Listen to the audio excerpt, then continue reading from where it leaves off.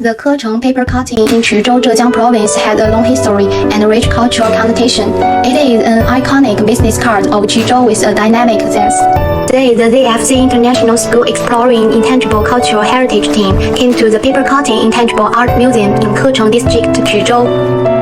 Entering the museum, the paper cutting of the centenary of the founding of the Communist Party of China first burst into view.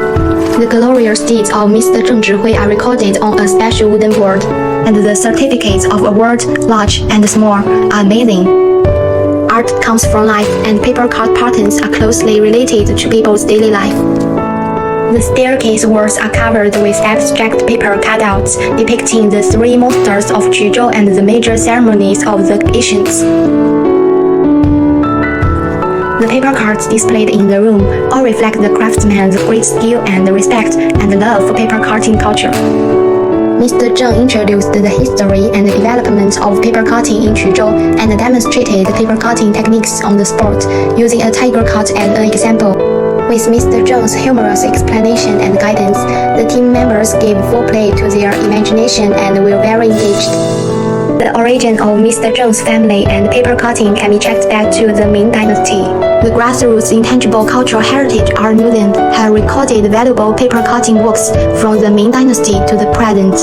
The paper cutting works of our ancestors have been handed down from generation to generation, conveying a joyful chapter of folklore and a reflection of the people's lives. As early as ancient times, paper cutting was used in various folk activities to send blessings and expectations for life. We learned from Mr. Zheng Zhihui that he had collected more than 15,000 pieces of paper cuttings.